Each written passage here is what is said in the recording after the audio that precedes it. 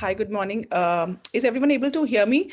It would be great if we can start with typing in exactly what you are doing currently. And if you're already exporting or you are starting to export or you're planning to export, that would be interesting to know exactly what is the audience all about. So if you can just type in the chat box, that will be really good.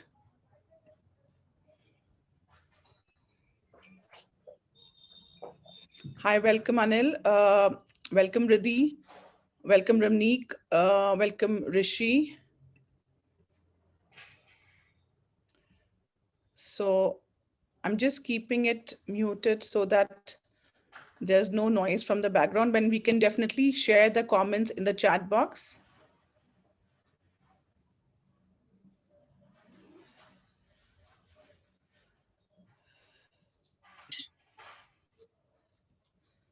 Okay, all right. You're okay. Hi. Okay, Rudy. Hi. Well, nice to see you. And okay, so how is Pratap Ramneek, regional operations at Capping? Very good. Thank you, Ramneek, for joining. I'm heading Brandon Raymonds. Wow, that's interesting. So a lot of people who are already working also are looking at this thing. So today, the entire, the whole way the market is at this point of time, traditionally, we have all been working with our buyers, and I have seen in the last few months, we have really, really struggled to market and brand our exports. And that is where, I kind of said, okay, let's talk about how should we actually look at marketing and branding the export business, because right now it's very difficult to reach out to the buyers and retailers and talk to them about what they should be doing.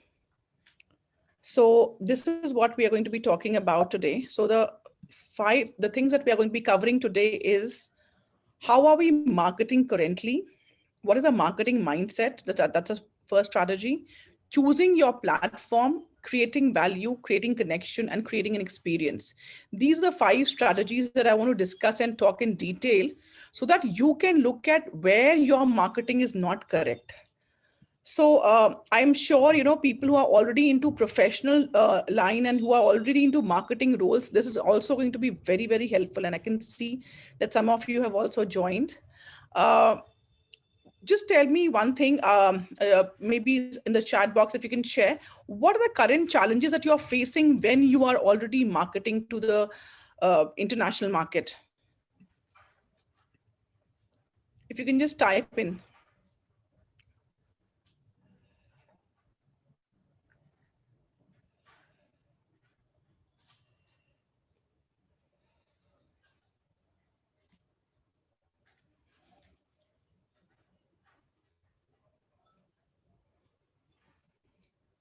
I can tell as what are the challenges which some of the exporters I've spoken to, they have, especially for UK market, they're looking for made in UK now. Absolutely. Yeah. So Rishi, that's true. A lot of international buyers are looking for made in locally produced this thing. In fact, even in US, there's a whole conversation which Biden has started about how can they actually look at sourcing things which are made locally so that their own manufacturers can be growing in. See, the point is that at this point of time, a lot of market is being reshuffled. So even before I start talking about it, I want to tell one thing is very clearly that if we are in this business because we have a product and we want to offer it as a solution to someone, then we have a long way to go in this industry. However, if we are looking at this industry in the way it has worked for so many years in the past, I can definitely tell you it's going to be very, very hard for us to survive. The reason is that because the way the money was being rotated and the way people were able to make money in exports earlier is not going to work in the future altogether. It's going to be a lot of context of why you are in the business with buyers, and let me add very little positive comment with the final go or restart working together, isn't there I tested. Yes, absolutely, I agree with what you are saying, Rudy. This is the reason. uh, why I'm saying, we do not want to have initial conversations. And I'm going to be talking in the strategy today as how can you avoid this thing? Because what happens is that everyone, if you look at it globally, is going through a lot of stress. And most of the people are working from home. And we are going to be talking about this as how do you actually go and market your business. So thank you for sharing some of your comments. What I'm going to be starting with, for people who don't know me or who have just joined me for the first time, just one second. A little about FPC. So I've been into the exports business for about almost 22 years, actively working into sourcing agent, liaison office, buying offices role. And I've absolutely enjoyed working in these areas. However, in the last 5 years, from say 2014 onwards, I could clearly see that the export business was slowly and slowly getting stagnated and then started going down. That means even when we were manufacturing more, exporting more, we were not really growing up as a market. And that was very, very, interesting for me, because I would say, we are producing more, we are actually working with more numbers, but what is the reason why profitability is not really going up? And that was simply because most of the years we actually survived only on the rupee depreciation. So every year the rupee had been depreciating and we were somehow managing to export our goods. And this is a very, very big sign which one has to understand in a disruptive market. This is exactly what happened. So we don't want to kind of I mean, that is a time when I started really re-looking at the complete way how we were exporting and how can we become more and more effective. Because if we can just keep ourselves muted, that would be very, very good, because yeah, so that we have no noises coming in. Okay, yeah, great. So how to make a product presentation? Definitely, Radhi, we will be talking about product presentation and more on product strategy will be covered in our next month's masterclass. I'm going to be doing that. This one is all about even before you look at making a product presentation. See, the point is that we are creative people. So when we are creative people, we know that we will lead with product only. And this is what I have seen for years in the entire industry. And I have seen product definitely works for you, but even before the product, there's something completely different that I want to talk about today. So while being in the export industry and working with exporters and working as agents, I could clearly see that about 10 to 15% was something that was being charged as an agency fee. Now the 10 to 15% is something which we cannot afford in the supply chain. So there's nothing wrong with going through the agents, or nothing wrong in going through the office, these liaison offices. But the problem is that because the quantities have dropped down, this 10 to 15% will soar up to 25% almost. So when 10 to 15% of margin was very, very difficult for a liaison office or for a sourcing office to make, having a 25% and giving you business from exporters is going to be absolutely impossible. And that is the reason, where most of the exporters will be pushed down to cut prices, and eventually you will be making final losses. Because how this industry works is only that you come to know about your profit and loss after 6 to 8 months of shipping the goods. When you have got the money, you have actually seen your balance sheet, and then you really recognize how much money you have already made. We as product people, we get excited with the numbers that flow in for the export orders. So this is a very, very common problem I have seen, with which most of the exporters completely undermine. Moving on to, the way we do current marketing is we would go and do direct marketing messaging. So we have, if we find buyers on a Facebook or emails or WhatsApp or LinkedIn connections, we start writing, hi, this is my contact number and this is what I am doing, I'm the leading manufacturer or whatever. This is exactly what a lot of exporters are doing right now. Then the second thing is that they send interesting presentations of whatever latest products that they are actually creating in their ranges, because that is what exporters mainly lead with how great your product is. Or you would go and contact a buying or a sourcing agent, and you will talk about what kind of connections you have. In fact, a lot of exporters definitely reach out to me that, Tanmay, you have worked in this industry for a long time. What if you can share your contacts? The problem is that I would not charge a rupee to share my contacts. But the problem, and the reason why I don't do this is because those contacts are not going to make any difference to your business. The main problem is that connections do not get you business. Why a sourcing or a buying agent is able to get you the business? Because they understand what is the strength of a particular factory, and they also understand what the buyer is specifically looking for. So what happens is that they are able to look at the basket of factories or manufacturers that they are working with and offer that selection only to the buyer so that the buyer doesn't get overwhelmed. But when you as a factory or an exporter is reaching out, you don't understand the selection process. So what happens is that whatever you are creating and whatever are the best sellers, and or maybe whatever are the latest trend that you have followed, you have created product based on that and you have started showcasing that. So this is the difference between how an agent works, and this is the difference between how a direct factory would be working. And like the fourth option is definitely talking about referral. Like even if I'm not a sourcing agent, if I can refer you to a buyer or something like that. The thing is that today buying and sourcing agents, if you're already working with them or even through referrals, you may get inquiries, and there's no doubt you may get inquiries to make samples, you may get inquiries to cost a lot of things, and suddenly you will see no business coming in. So this is the reason I say that this is the marketing which is not going to really help you in the longer run. And specifically when the offices are getting decentralized. What I mean by offices getting decentralized, specifically at buyer's end, is that buyers are really working a lot from home, or there's hardly any connection between the sourcing team, the technical team, the buying team. All of these are actually just working from home. So that means there is very less interaction between them.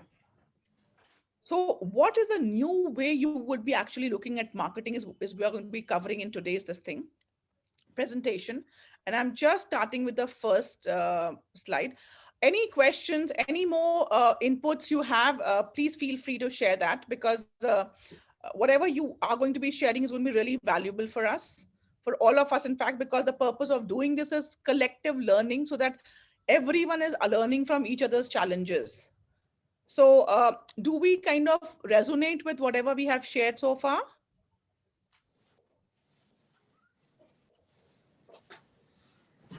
Thank you, Rishi. Thanks a lot. Thank you, Ramneek. Thank you. Thanks a lot, Anil. Thank you. Okay, moving on. The marketing mindset. Now, this is something which people have to really understand who are going to be in the marketing role. So maybe you as a CEO is taking care of the marketing, or a marketing professional is looking at marketing their things. Marketing today is not about selling. See, the biggest confusion I see is that people think marketing means selling, marketing equals to selling. This is not true. What happens is that the moment you want to sell me something, I am anyways not interested in hearing you. Why? Because you have an intention, and this is where we have to understand human psychology. See, what I'm teaching you today is nothing that I have based on what is actually happened today or because of COVID and all of these things. What I'm talking and telling you today is exactly what I've practiced in the last 20 years while I have worked with export with brands and retailers. Whenever I have gone and spoken to a buyer, I have hardly been interested in what is a number that I'm carrying behind it. Why? Because it may just not make sense. And just because, it's in my thought process, it shows in my conversation. Now, when I'm having this, I'll just give you an example so that it's very, very easy. But I'll tell you, these steps are easy, but hard to implement.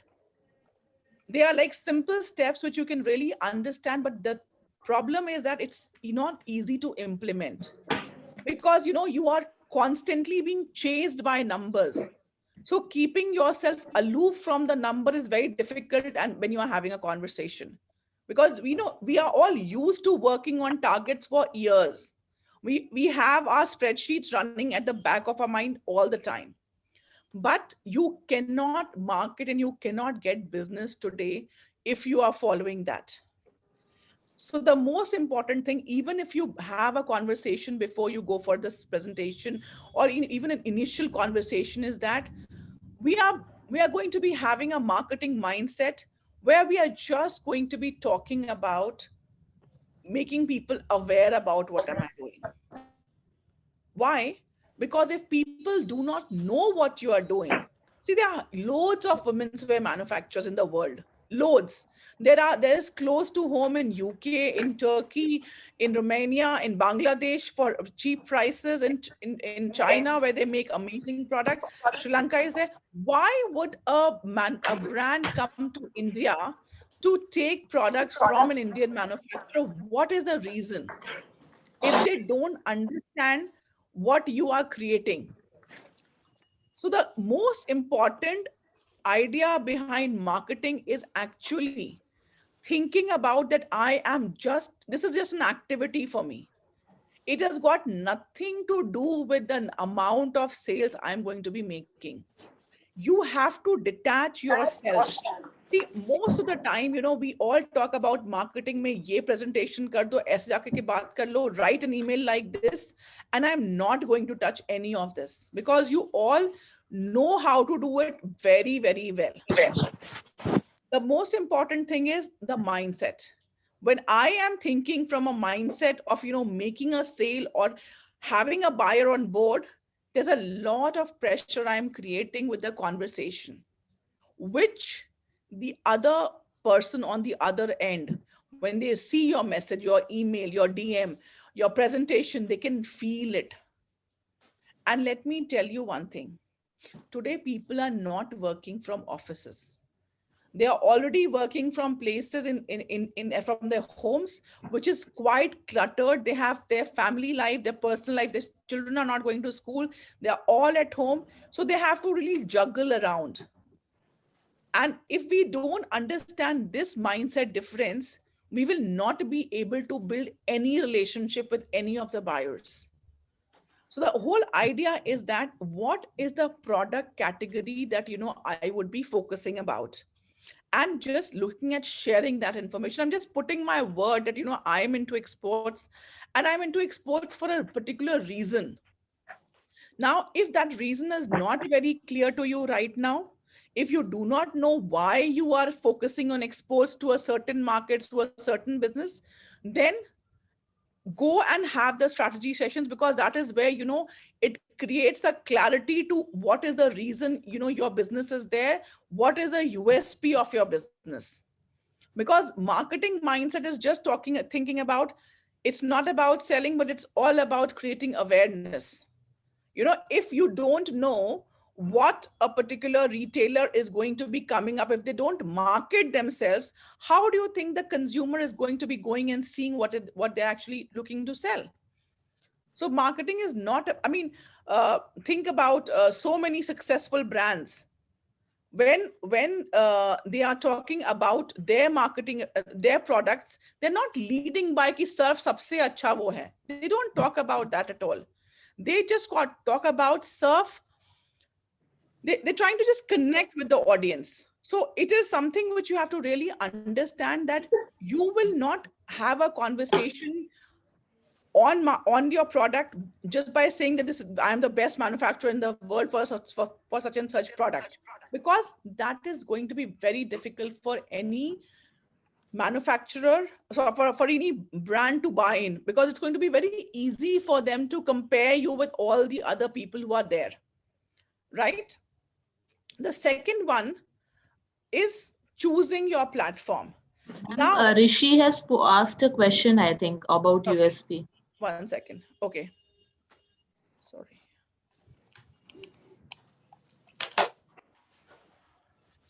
Yeah. Should USP be for product or for business? Okay, very good question, Rishi, and thank you for asking this, because USP has to be for your business. Because understand this thing, tomorrow, if a product requirement changes, you should not lose the business. Because, if you are actually an important supplier for a brand or a buyer, just because you have a certain way of delivering, certain way of giving things, then you will be able to create a different product. Like, what is happening today? If Apple is a manufacturer, and the way the world is working is changing today, what is a USP? They just give a great human experience while operating your phone, isn't it? So the moment people are going from a smartphone to another level of phone where we're talking about AR and VR, they're just integrating that into their product and their offering. So product, your USP as a business has to be very, very clearly defined. And when the moment you define your USP for your business, at the same point of time, you also look at defining the target customer that you have to be working on. And this is exactly what we cover in the first, like if you have actually seen my first masterclass, which I had done in December last week. And that was all about understanding your USP for your business. That's very important. The target audience that you want to focus on. So anyone who has not seen that, I think so, what you can do is that you can yes, I will definitely share the link for the first masterclass as well, because the entire purpose of it is that when I have to think about reaching out to hundreds of retailers and buyers, then I am going to be absolutely all confused, because I do not know who is my target buyer and customer that I should be reaching out to. And I will never have a very focused range of products to be talking about. And I am just going to reiterate right now, since this question has come, and I should have actually spoken about it a little earlier too. See, what I'm doing in the last month, starting from December, going into March and April as well. What I'm doing is that I'm taking you all through from the entire steps of getting clarity, basically branding your export house. The whole idea for me to do all of this work is that you need to brand yourself for exporting, so that I don't want, end of the day, you are the people who are actually making the products. See, for me, my suppliers, my manufacturers have been the most important asset of my life. If I did not have good exporters and manufacturers, I could have never been so successful the way I have been. Why? Because they would have been making crap, and once you sell crap, you never get a return business. And I feel very sorry when exporters keep chasing for business. Why? Because they have not been able to market themselves effectively, so that the buyers see that, because for a buyer, it's very important to know the kind of exporter they are working with. So most of the time, because the clarity is not for the exporter how to put themselves properly, the agents come in between to kind of just showcase whatever is relevant for the buyer. However, if an exporter understands that, okay, fine, I know I can create all sorts of dresses in the world, but only 5 dresses is what I need to focus on, because there are a few reasons why I'm the right supplier. You will stop overwhelming your customer. So it's a complete mindset shift. I'm actually talking about less is going to be much more for your business. You don't have to showcase huge amount of product. You don't have to showcase a very wide variety of product, because that is where you are losing money when you are trying to build in ranges which are very different to each other, and there's no synchronization. So, Rishi, I will certainly send you this thing. But I mean, this particular masterclass will make much more sense when you have understood and you know exactly what is your USP and what is a target audience and what is a vision for your business. If these three things are very clear, because end of the day, this is what we want to share in our marketing. We don't want to share too much of product in the marketing at all. And I know, Sridhi, it might be a little bit surprising for you because marketing means product for most of the exporters right now. So it's a complete shift of what I'm talking right now. And I mean, if we'll have time, we'll actually go through more in detail why it's very, very important. कैसे बनेंगे खाए? अच्छा. Sorry, I don't know who's.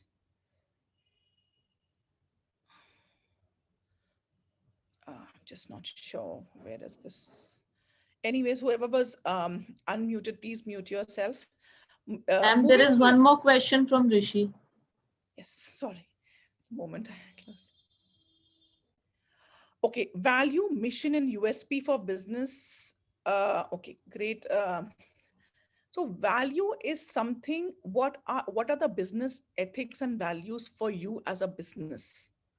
Now, there are certain values that are very important to an entrepreneur, and if it is defined very clearly, the reason why we do all of this is so that we actually end up attracting the buyers to ourselves, and they do not fizzle out after our initial conversations. I'll give you an example. I'll just give you an example. When I would go out meeting factories, what I would do is that I would never look at the product first thing. Why? Because I would see if I can talk to this person, if he understand my values and I understand their values, and I understand the mission he is on, like, is his mission all about just profitability, or it's actually delivering a lot of quality, or delivering a lot of timely shipments. It's a mission of actually reaching out and doing some interesting stuff. Then I knew that my mission is aligned, my value is aligned. So I will give you an example. Value would be like, you would not compromise on product. So product safety will be a given. I will not even have to talk about it because that is something which is going to be in the DNA of your export house. When I say the DNA of your export house, that means every individual who's working into your export house will understand how important that thing is for you. So what happens is that when you look from value, mission, and USP, I know मैं product कैसे भी बनवा लूंगी उसके साथ में. Why? Because we are aligned on the values. We know that, so suppose if I see a value where, you would show me something and actually production में कुछ और दिखता है, I know that means I cannot trust. That means there's lack of trust. That means one of my core values of trust is not being met here. Okay. And I'm going to tell you why this is very, very important now than ever before. Because let me explain it to you. Earlier, what used to happen is that the buyers would travel. Why would buyers travel all the way from so many countries and see the factory? Because whatever you are claiming, they want to go and see if it is actually true. So they want to validate that. Today, that's not possible. So if this is not possible and you are not talking about it, then how do I know if I'm actually talking to the right manufacturer or not? Are you understanding this thing? So value is something which kind of aligns you with the buyer or the brand that you are choosing to market your product to. Mission is, what is a solution that you want to offer for the industry, for a particular buyer or a brand, or the kind of your target audience. I'll give you an example. Some of the solutions can be offering a value added product at these price points to this kind of customer. Now this is something that means I can make so many more things, but I choose to make only a selection of this. Why? because I'm really efficient. I have a team that understands that. That means I'm going to be very efficient, not only from product wise and machine wise, but even I have a team that supports that. So I have a mission which is very, very clear. And if that mission is something which is very similar to my mission that is there in the business, then I know that we are taking the right supplier on board. And USP for your business means that what is the exact solution you would be offering, maybe in terms of product, maybe in terms of price, but which is creating a complete difference from all the other suppliers. So for example, you might be a women's wear manufacturer. Now, women's wear manufacturer who is just focusing on only embroidered products and value add products, because you have certain kind of embroiderers who work the best. It's not that you cannot get all sorts of value addition embroidery and all done, but and you have an entire system which is very, very ethically created for those kind of artisans. That means even if a person is not walking into your office or person is not checking exactly where your products are being made, the buyer is absolutely sorted ki meko pata hai my product is being made in the right hands with the right manufacturer with the right guidelines, even if the inspections are not happening. So that is a way you are actually offering USP to your business. And these are the things which are very, very important. I mean, the reason why you would see most of the sourcing people or most of the license offices keep shuffling the business from one factory to another is that because they are not aligned to the value, mission, and USP. And all throughout my life, when I've been in the sourcing role, I have said if I have given a business to a particular factory, that is a factory which has to deliver it. And it will not be moved to another factory for a simple reason. That means I should have the ability to understand if I was able to judge the factory for the right value, for the mission and the USP, because if I have done it correctly, then I will be, it is up to me to see that how do I get the product out from the factory, which is of a similar quality level. And I can tell you 95% plus I have been always successful. I mean, I would have only maybe 2 to 3% ever, I would say, in the 22 years where I've actually ended up moving the business. And that moving the business has never been really profitable. It's actually gone into cancellation, or it would have actually gone completely wrong, because that means I would have taken a business which was not possible to be delivered. So like what I was talking about is that these three things, defining these three things actually starts the branding process for your export house.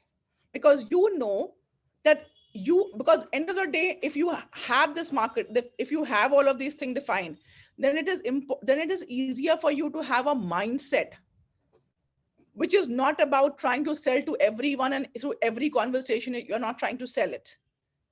I hope, Rishi, I've been able to answer your questions. Okay. Okay, DNA. So DNA is something which my favorite. It's like, I would say humans have a DNA and you act as per your DNA. Suppose, if quality is the most important prerogative for your business, for you in the business, then everyone in your factory will be very, very careful about the quality standards parameters. If you're very, very careful about hygiene, because as entrepreneurs we have a personality, and that personality shows in our business. This is the reason when the business shifts hands in terms of family businesses and it moves from a father to a son, it suddenly shifts because there's a difference in the personality that is coming in, which has always been very, very undermined to understand. We talk so much about kind of, why there's so much of dissonance, why people are not able to understand, because they don't understand that a father had a different personality, a son has a different personality, a sister or a wife will have a completely different personality. And one has to understand whose personality will be the most leading thing for them to go ahead with. Right? So DNA is my favorite word, which I say that, this is how humans are kind of, if I have a DNA, this is how I act. So this is what actually shows up. Okay, so I'm moving on to the next slide. Okay, thank you, Rishi. Thanks a lot. Um, the second is choosing your platform. Now, like, I mean, I think so. I mean, great, Rishi, that you asked all these questions because it's helping me in explaining it much better. So, when you have a target audience that that means target buyers that that you want to focus upon, they, because of their own strategies and personalities, they will be on different platforms. Some might be on Facebook, some might be on Twitter, LinkedIn, Insta, and Pinterest, all of these places. So what happens is that, suppose if my buyer is very active on Instagram, they're very, very active on Instagram, and or my target, my set of buyers are very, very active on Instagram, and I am trying to market them through emails.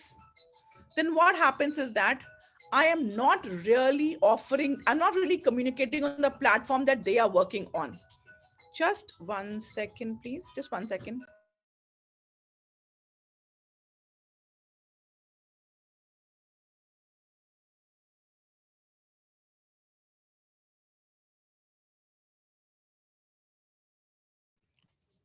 Sorry. Sorry for this break. There was constant a call coming. So uh, I was talking about choosing your platform. So what happens is that most of the time we try and just reach out to people through emails or LinkedIn messages.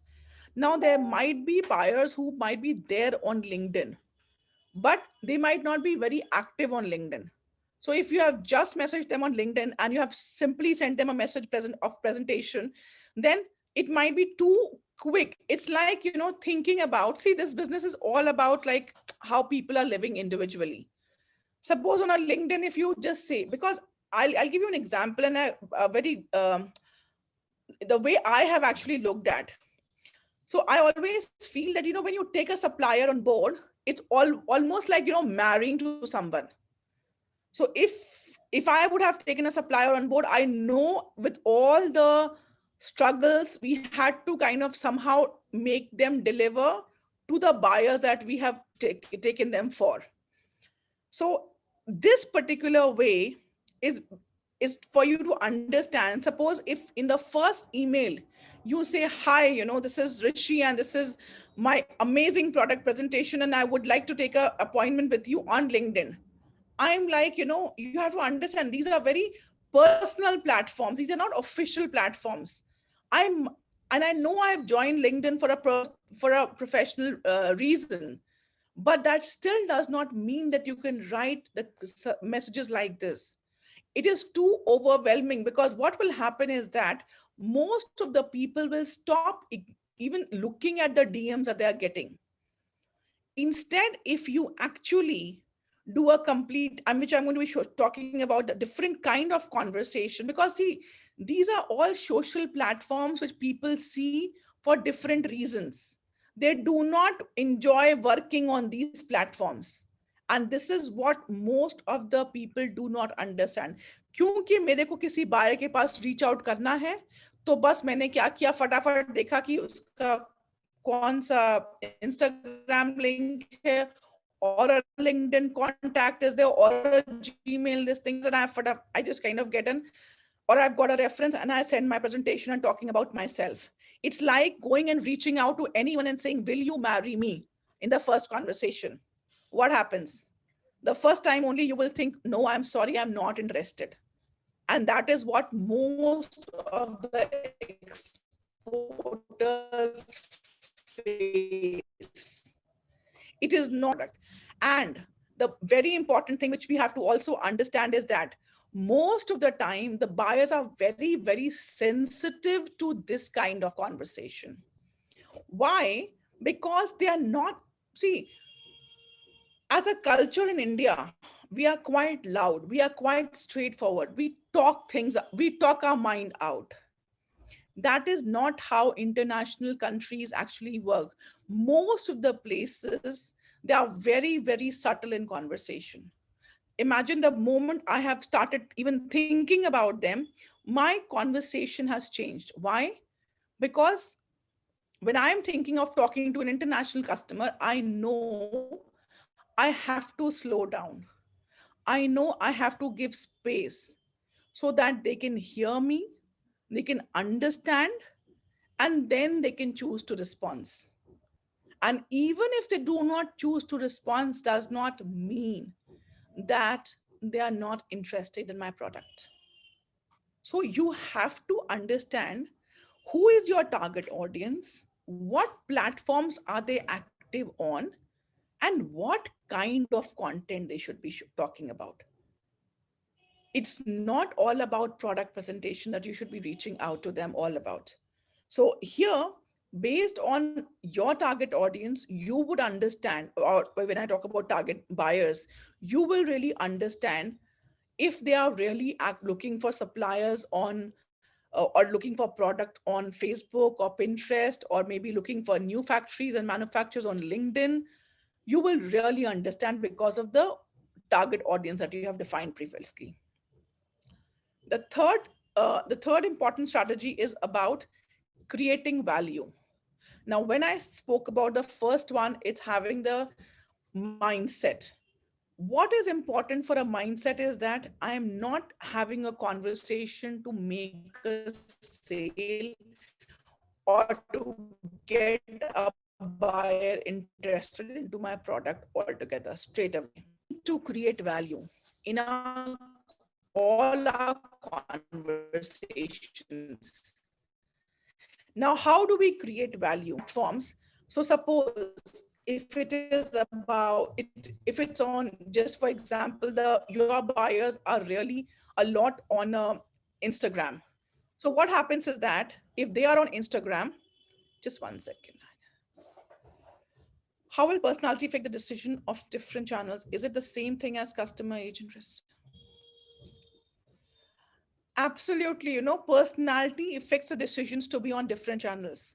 Like, sometimes, like I as a person is more comfortable on LinkedIn because of my personality, because I'm much more professional in approach compared to very much personal in approach. Uh, so based on my interests, my age, all of this really makes a lot of difference. And this is the way if you have chosen your target customer, basically the buyer, that means these kind of people are going to be on these sort of platforms, because either they are looking for a lot of product, or they are actually seeing what kind of, see, social media is just there to socialize. Social media, when you are socializing, business happens, that's a different thing. But we don't get on social media to do business. This is a very, very important uh, understanding which people have to have when you are having a conversation. So suppose if I am a person who loves clicking pictures and posting on Instagram, Pinterest, and all of this, then you have to be very active with your content on these platforms. Instead of that, if you're still putting all your content on LinkedIn, which might be the best content, but you are not going to be coming in front of your target audience. So your personality definitely matters, and we actually do a assessment of the person who is there, who is actually running the business, to understand that person's personality, to build the brand identity. Means brand identity means your export house brand identity, what it's going to be, what are the most important values for you as a person, what are the most important areas of interest for you. Because end of the day, the reason you will see a lot of disconnect between the manufacturer, the head or the team head, and the team is because he has hired people which are not interested in a similar product that he is actually wants to work on. And that whole hiring has happened on a very random basis based on the experience. I mean, I would not say random, but how industry normally kind of hires is based on the experience and based on the certificates that people have got, or the buyers they have worked with, which doesn't really help you later on in delivering efficiency. Because if your team is interested into something completely different than you, then you will not be able to get the output from that team very efficiently. So what you are talking about, cost benefit is going to really, really go down. Sorry, costs are going to be really, really high for you to develop, to deliver. So when we actually work with exporters, we actually look at their personality, because it also defines it that, what kind of retailers you should be, or buyers you should be focusing on, whether it should be mid segment, like, maybe it should be high street, it should be individual brands, or maybe luxury. Because sometimes, I would aspire to work with a luxury brand, but will never be able to build that connection. I'll give you my example. Even as a coach, as a business coach, I know my target audience will be best who are looking for a mid to high level product, this thing, because of my own artistic abilities, my own creative abilities. I will not be the best coach for a very high end luxury brand or a manufacturer, because I do not have those abilities. Nothing that, I don't have the knowledge about how to do it, but I will not be able to connect with them. Similarly, I may not be able to connect with people who are really, really looking at working on a very, very discounted this thing, because it doesn't fall into my value systems. So maybe, again, so maybe people who have actually been working a lot for Aldi's or someone like that, who have not really, or maybe Walmart. So Walmart as a company, I have never been able, I mean, it's been a great retailer now, world's number one, but I still would never resonate with working for Walmart. I worked with Asda, which is a much better brand of their. George has been a much better brand of theirs compared to what Walmart has been selling in their US stores. So personality creates a huge amount of this thing, impact in what kind of business you're going to be ending up doing. We never look into that, right? So creating value. Now, end of the day, your business is there. Most of the time we think my business is there for making money, or for generating X amount of turnover and X amount of profit. See, profit, turnover, business is all an end result of the value that you are creating. I'll give you an example of 2008-9 recession. I was working with Impulse at that point of time, and we as a company were heavily into European market and UK market. And 2008-9, how badly the entire European and the UK market had suffered. We, like, overnight we had cancellations, like almost the entire seasons got cancelled, and manufacturers and exporters were in the middle of getting all the fabric inside and starting the production and things like those. So it was a huge mess, not only with like one particular buyer or a retailer, but across the entire high street brands, even the designers you were working, I mean, luxury designers people were working with, because Impulse was working with people like Oasis, with Paul Smith, um, with some even the designer labels of Demirims also they were working with. And it was so they had a very huge array of customers. And suddenly with this recession, it was like all cancellation. So almost you can imagine 70 to 80% of goods got cancelled for the following 2 seasons.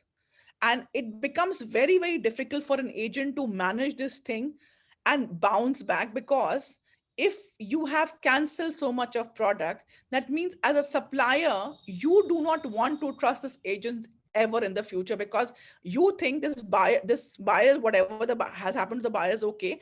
But because this agent has not been able to manage, I am facing all of these cancellations. And I'll give you an example what happened at that point of time, which will help you in understanding. So I was not looking at what my buyers went and canceled, because they did cancel. They canceled heavily. Now what has happened? End of the day, who are the buyers? Buyers are just employees like you and me who are working for certain brands or retailers and things like those. They are not like gods. They have been told by their team heads that these ranges have to be canceled, because they are not going to be working in the best of interest for the business.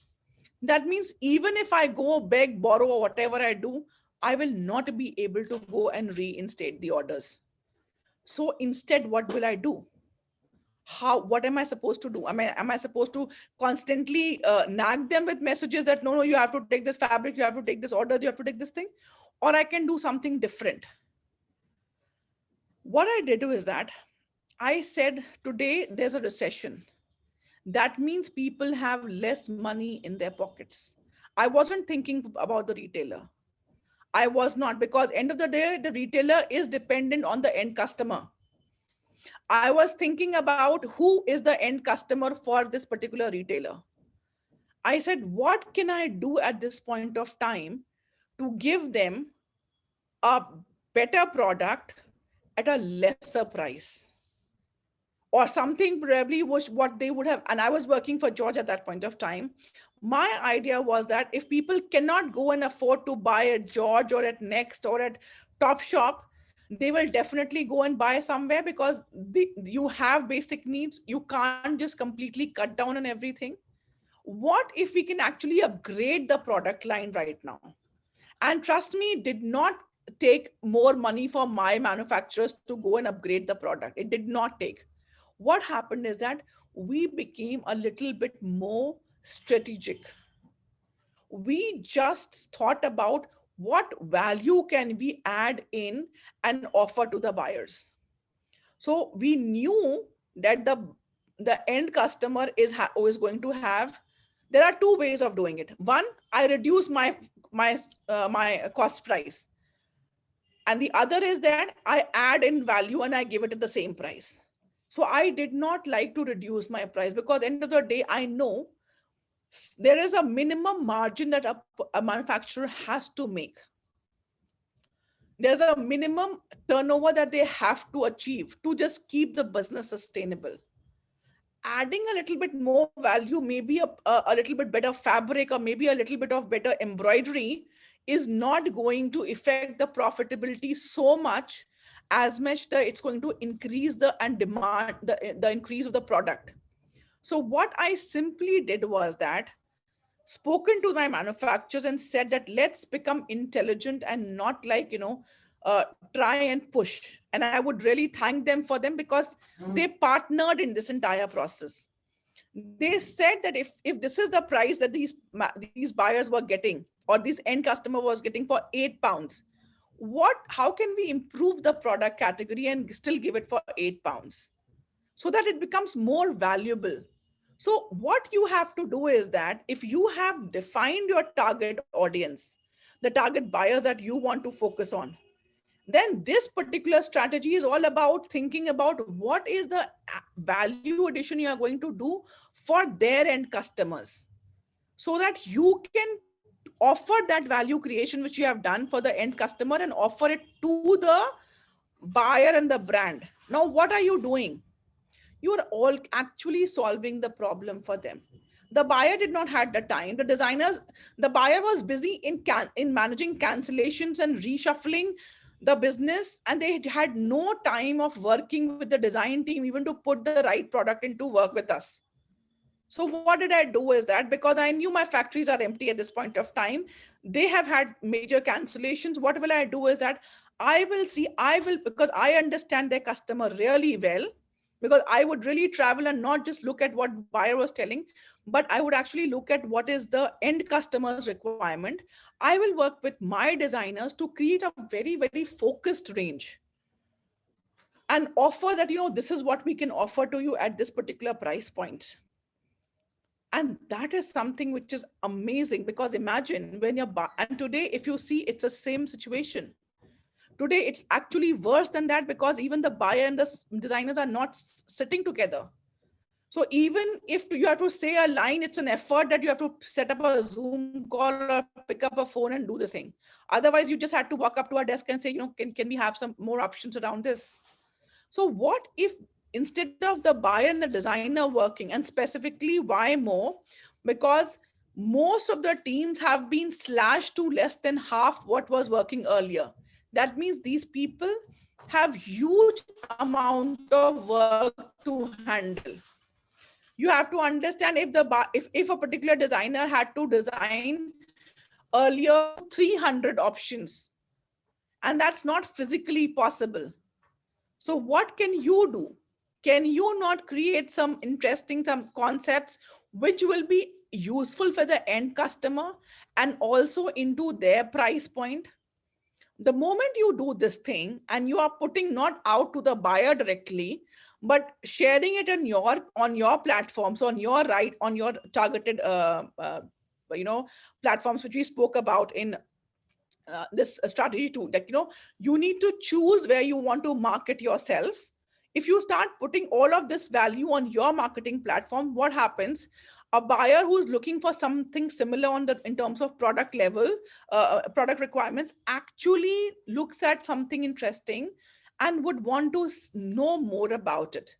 This is a way of actually looking as how will you attract the buyers rather than chasing them.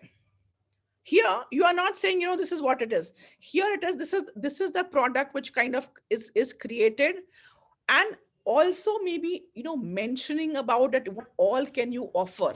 So maybe it's not always about product. That means you're not just constantly putting product on your marketing this thing, but is it about ease in business? Is it about your values that you really believe into the business?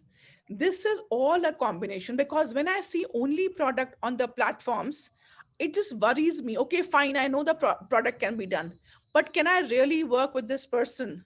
Is my product going to be manufactured in the right places? Or do I have to still hire an agency to go out and do their checks?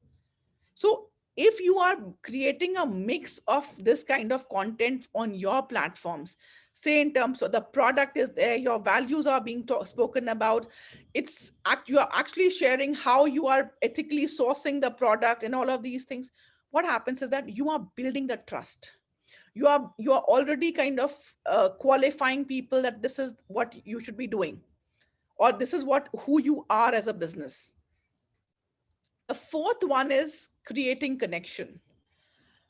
Now, in all of these things, I haven't actually asked you to go and contact. This is actually all about creating your own branded export house. Here, I have not even told you so far, write the email to the buyer. I haven't done. Why? Because I want when the buyer comes to your platform, they already know you. Or the moment you write an email also or to up this thing, you just have to add in your social media platforms so that they can actually go and see what you are talking. Is it really true or false? So this is the step where you actually build connection. If you have done the first three, you have had the right mindset, you have chosen the platform carefully, and because suppose if I have chosen the platform of LinkedIn and the buyer is of Instagram, even if you have the best of content on LinkedIn and you share the content, the link now, they will not feel very okay to kind of go through the content because they don't resonate with that platform so much. They don't know how to really navigate that platform really easily. So it doesn't come naturally to them. So this is a time when you actually talk about sending a DM to them, talking about it and sharing information. Here you are actually creating consideration that people should start considering you into inducting you into their supplier base. Because supplier, onboarding suppliers would take some time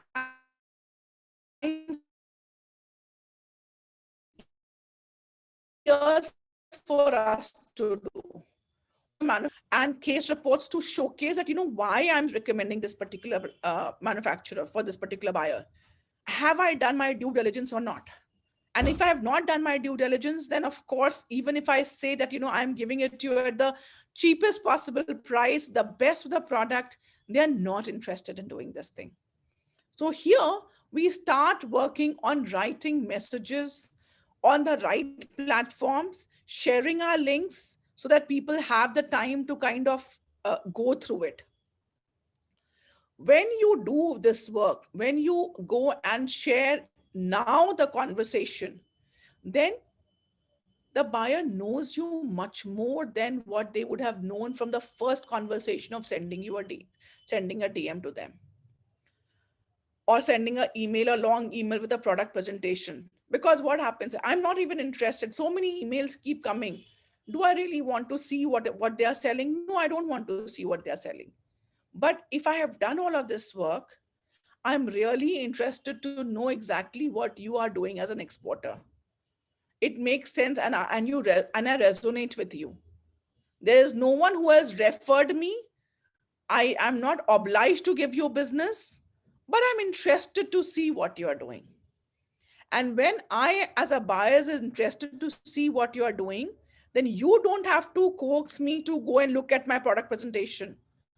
But you will automatically go, I will automatically go and check out what is there on your social media platforms. I will automatically see what is your manufacturing strategy. I will automatically see what is actually going in your minds, so that we are not trying to foresee. The problem is never of buying. People love to buy. People are very happy when they buy. Buyers are very happy when they place business. I can tell you that I've worked for a very, very long time. The problem is of when we are trying to be selling things. When I think that you're trying to sell me, when you're trying to force me to give you business, this is something which irks me, and I'm not comfortable with that altogether. So if you have created a connection, and Riddhi, you spoke about, what if I can actually you have initial conversation, and those conversations fill that only. If we have created a connection with them, then they are going to be interested to know more about us and what we do, how we do it. So it is very important that we follow this process. The fifth one, which is the last one, is actually helping them have an experience without any strings attached. And this is very, very important. Why? Because, see, today getting a supplier on board is much harder, much, much harder than ever before. So, you don't showcase your presentation on links, Rishi. You just showcase your products which you think are representative of, so that's what I'm saying. It's marketing is, the social media channel is not exactly putting your products on the this thing, but showcasing what kind of products you focus on, showcasing why you are focused on those kind of products. Because end of the day, let me tell you, every successful brand or a retailer really knows why they are focusing on certain kinds of products only, and they have a huge reason. A brand cannot be a brand, or a brand cannot be successful if they do not have. So suppose Marks and Spencers had this sometime, a few years back, 100-day product guarantee. Now they knew why they were going ahead with that campaign. So they're not going, you don't have to showcase a product which is a particular blouse that you want to do. But showcasing your product means, and again, this is something which actually we help, because this is exactly what I'm telling you is from a strategical point. But when we come at implementation point, we have to really be careful how we are doing each and every activity here. Like I'll give you an example. What we do when we are doing this program with people is help them understanding what is the awareness, how much of awareness they are creating in the presentations, or means I'm talking about presentations on social media. How much they are letting people consider them, so that the buyer start that you are going to be putting in, so that they can make a decision that they want to have a conversation or they want to experience from you.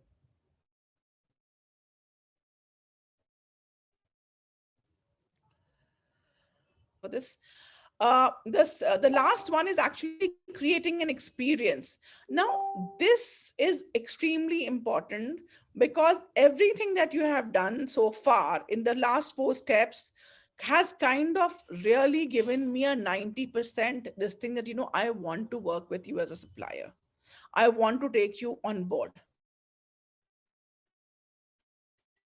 And this is a time when actually I want to virtual call where you want to showcase some things which are very, very small capsule range, 5 to 6 or 10, 12 pieces maximum, not more than this.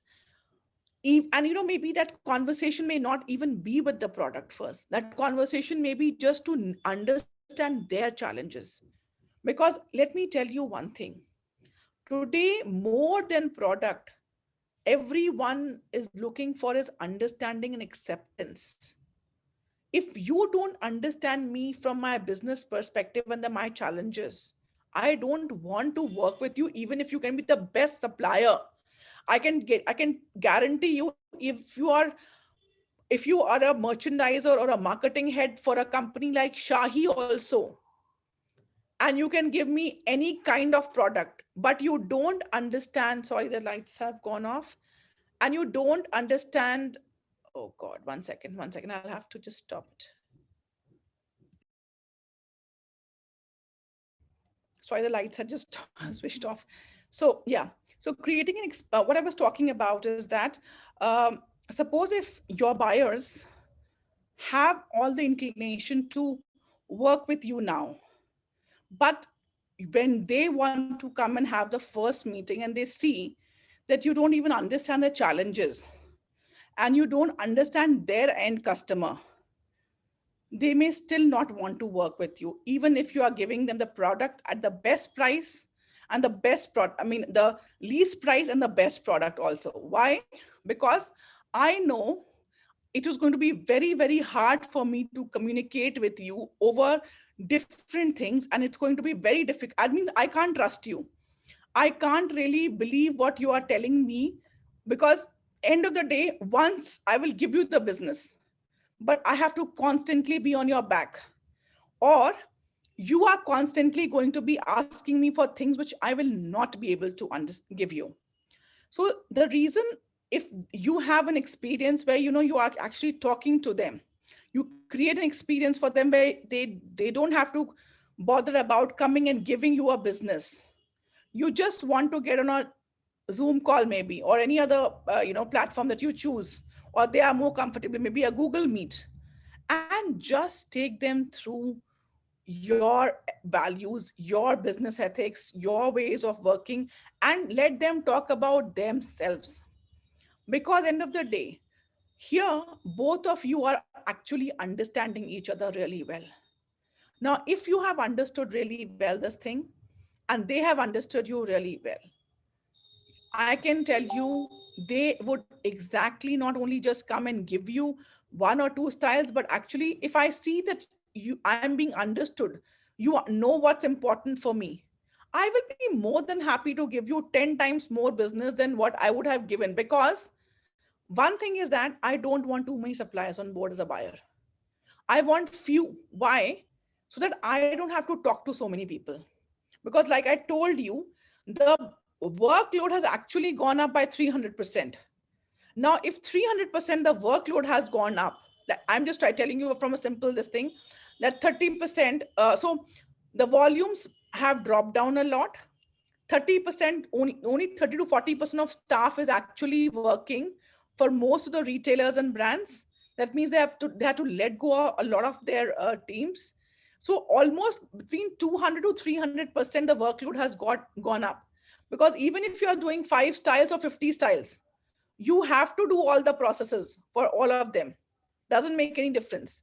So if you as a supplier can take care of maybe the technical requirements, maybe the ethical requirements, maybe as a design requirement, you just kind of take care, you just understand what's going to sell best for their customer. What happens is that they are going to be much more confident of, and they are going to be open to having a much more open conversation with you, where they will actually be able to tell you what is it that they are expecting you from a supplier. If you have put these 5 things into place, then is the time when you actually start talking about what is going to be the product, what is going to be the price point. Now, if you all are into exports, tell me how many times you have actually completely missed out this entire process. Because it hurts me when I actually read messages that, there are no replies coming. Of course, the replies will not come, because when I talk to the buyers, they'd have told me, Tanmay, I get long messages telling me on my Facebook, on messengers, they send presentations, and my social media gets hanged just because of presentations are being sent on messengers now. And I feel sorry for them, because I know as exporters we need business, but this is not the way to reach out to the customers. Even everyone, across the globe, everyone is suffering, and we have to take everyone into perspective, because they are no super gods and we are no super slaves. Because there's a huge way, it's a mindset. We think that the buyers know the best. I think so. As manufacturers, when we can create the product, we really know much more than what a buyer would really know. So let's not give away the power to them. Let's tell them what's going to be right for their customers. Today, we know we have the exposure of understanding their customer too. It's all very, very globally interconnected world that we are living into. It's not like 20 years back when we did not have access to international markets, that people had to hire agencies and sourcing places and all of these. Today, we have probably traveled to all of these countries. We really know the kind of people. We have friends and families in these countries. So there's loads of way we can actually learn about the end customer and the businesses as well. We just have to work on those things. And let me tell you, before we do all of this, we really need to know who are the buyers we want to focus on. Because these 5 steps cannot be implemented for anyone and everyone. Because you cannot have a focus range for anyone and everyone. What is right for one will not be right for the other one. That is the way the business works, and we have to understand that. I could have taken best, and I have done this mistake. I have taken the best of best sellers of very good retailers, and I have seen that there's no business which has come through, because the buyers like the product in terms of product sensibilities, but they know they cannot buy it. So there's no point of having that conversation with them. So once we are now getting interested into them and they are interested into us, we move on to our product strategy and selling, which I'm going to be covering in my next masterclass for sure. But trust me, this is all which is there in branding and marketing. That is the reason I have not said it is branding and marketing and selling, because marketing is very different to selling. Like, if I have not been able to understand a buyer, understand how their store works, I would never ever go and have a meeting with them. Why? Because they're not interested in looking at my product. They want to have a supplier on board who can tell them what they are not doing so much better, which probably I, as a supplier, can offer them. So I would always ensure that, I'm adding value to our conversations whenever I've gone and met the buyers. So these are the 5 strategies, and we have a program that actually helps you in implementing that. I'm just going to share that with you as well, so that if you have any questions, that you can feel free to ask me. This course is only for you if you have not yet started exporting but want to reach out, because most of the people who think that they already don't have it, it's not the right time to start exports. And specifically when there's so much of local sourcing, there's so much of this thing on local sourcing. Like, I'll give you an example. If you think about like 50 to 100 years back, when there was no so much of travel, there was not so much of international exports. Even at that point of time, India used to be one of the leading manufacturers and exporters for textile for the globe. And the way it's shaping out, I strongly feel India will be an important player in the entire export or entire sourcing strategy for the most of the brands and retailers, because they will need to have that product. I do not want to focus on product which can be created easily in UK, US, Turkey, Romania. No, I don't want to do that. I only want to focus on product which is going to be great from India perspective. You have got an existing export business and you haven't made any sales, many sales. That means you already have a set of buyers, but you want to have more buyers. This is where, we are talking about having more, and I mean, reaching out without kind of really chasing the buyers. Because when we really chase the buyers, we really chase them away. You have want to learn how to attract more of the right one. That means already you have got some buyers, but instead of chasing them, you want to attract them. This is the entire program which actually helps you do this thing. You have some success, but you want to know how to automate the marketing process. The reason why it is that, once you know how to do it, your team would actually know how to do it again and again, and you don't have to do it from the scratch. So once we try to help you implement this, it gets automated and you can focus on creating much more, because at the end of the day, this is work. At this point of time, no one is doing this work. If you create this and create it on autopilot, then you can focus on being innovative, both in terms of design, manufacturing, and product development. Because everywhere, all of these areas are being actually innovated completely. This course will help you understand the different marketing options, and you would be actually be able to understand which are the platforms I should be choosing, how should I be talking, what kind of content you would be using to get the right buyers, whether you have to be very, very product driven, or you have to be very, very conversation driven, or maybe you have to just look at because at the end of the day, every buyer has their own, every brand has their own USP. As a manufacturer, you have your own USP. If we can't plug that together, then it's like, just too much of information and nothing else. Understand the concept of the sales journey is very, very important, because now, once you have actually been able to do this thing, you know how much of work you don't have to do when you are trying to sell. Or how can you actually get them to come and buy and ask, okay, fine, this is the product that I require, and this is the price point that I require. How can we make it happen? Because trust me, last 15 years of my business, when I've handled, I have only had this conversation. And people who have worked with me, they would really say that, price was never a worry for me, because end of the day, if the intention is very clear, if I know the right buyer, this thing on board, a factory on board, I knew that we will be able to get the prices and the product right. But have we done the before bit is which is going to help you. And once you get this thing, you will be able to build, because this program actually helps you build your personality for your exports business, defines your USP so that you stand out. Because end of the day, you don't want to be just a women's wear supplier who is doing value added product. No, that's not enough. And specifically in North of India, we have a lot of focus just talking about, yes, hum sab kuch kar sakte hain.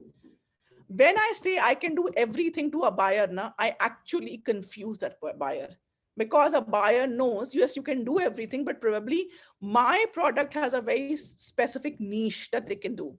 That means I want these blouses in this kind of fabric, at this price point, in this volume, this quality. If you cannot tell them in this so many words, then they get confused and they cannot. And trust me, they are not so much of multitaskers like we Indians do. So there's a huge disconnect. We think that we have given them so much of information, but that information has just overwhelmed them. Okay, sure. Thank you. Mapping your marketing route is there. Worksheet and templates would be given to you so that you can implement all of this. End of the day, we don't want to give you information. You can get a lot of information from so many places. We want you to implement this entire program. We want you to create a marketing strategy actually attracts the buyers to you. So this is the purpose of having a complete structured social media this thing marketing strategy, so that it's not difficult for you to know what should go on the social media and what should not go on the social media. Because one of you had asked, if I put all my ranges on the Instagram and all of these places, I might just lose. But that is what you have to understand. You have to understand what is there only for information and attracting, and what is, when would you actually showcase, and where will you showcase your actual ranges. If you have to be very, very selective, and there's a complete strategy behind how we help you create that marketing route. So any questions you all have, I'm open to that. But I think so I have exactly told all the things that I have used in marketing. uh, I hope you already know me on these platforms and been already following me. If not, and if you think that the content that we are giving is valuable, please follow us on these platforms. And I'm open to any questions that you will have right now.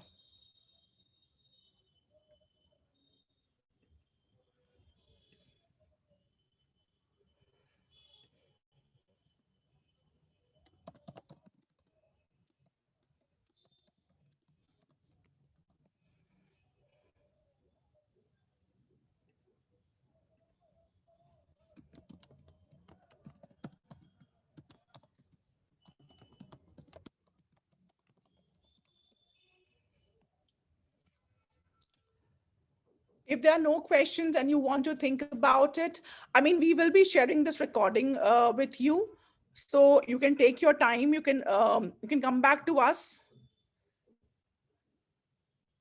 Thank you, Ramni. Thanks a lot. And any questions you people have, you can always reach out to us later on too.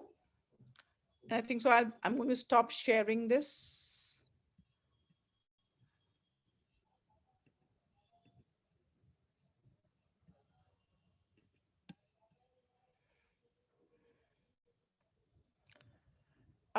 This has been really helpful. Thank you, Sheetal. Thanks a lot, Ramnik. Okay, so since there are no questions, I'm just closing the session now. And thank you all for joining in for this masterclass and asking some relevant questions. Thank you. Have a lovely day. Bye-bye.